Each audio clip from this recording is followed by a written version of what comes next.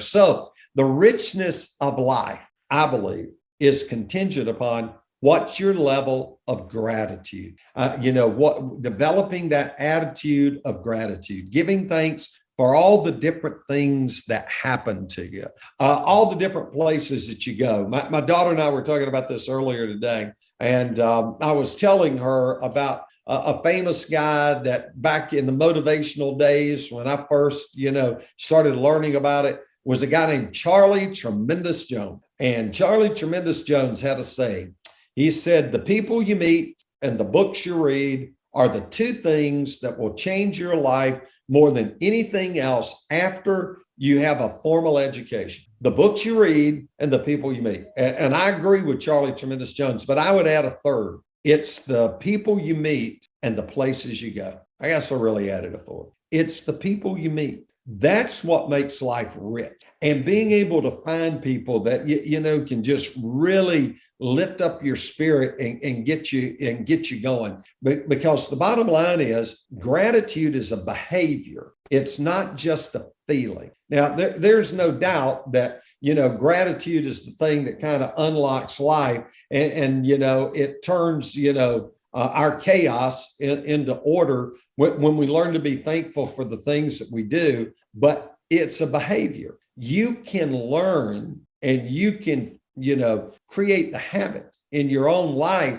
to make you a person of gratitude. And you say, well, you'd have to ask the why question. Well, why would I want to do that? Why would I want to be a person of gratitude? Maybe you're a person of action. Maybe you're a person, man, you just get it done and you're a high D on the disc and you're just charging and you're just going and going and going. Let me tell you, the first thing that gratitude does that no leader can live without, it creates energy. See, everybody has the same amount of hours in every day. And it's not really about time management. It's about energy management. You can have all the time in the world and be sitting in front of your computer and do nothing because you're lacking energy. And I can tell you that dealing with people is an energy issue. It is, because people have problems. Now, I don't know what you think about the Bible. You may be one of those people who go, well, it's filled with stories and all these different things. Others of you may have a higher view of the Bible.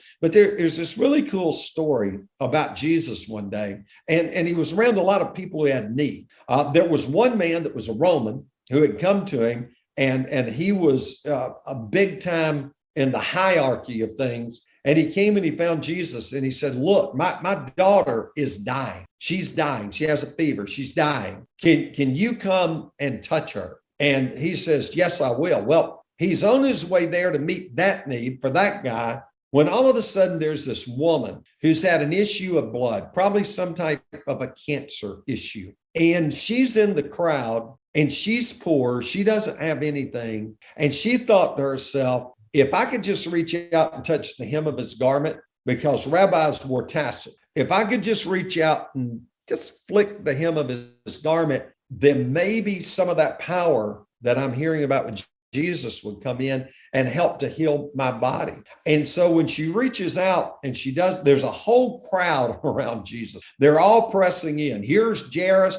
You got to come see my daughter. You got to see what's going on. Then somebody comes up and goes, don't bother him anymore because now your daughter's dead. And so there's all this confusion. And this woman is reaching out and touches his garment. And when it does, he stops and he turns around and he looks at everyone. He goes, who just touched me? And they look at him like incredulously, like, what do you mean who just touched? People are pressing in. People are everywhere. And he goes, no, someone just touched me. And here's what he says. And dunamis flowed out of me. Energy just flowed out of me. So energy is one of the key resources of every leader. You've got to have energy. Well, what happens when your energy is flagging on you? What happens when you're tired and you're the leader and you got decisions to make? And to quote Robert Frost, you got miles to go before you sleep. What in the world do you do there? That's where gratitude plays that role. So it expands your energy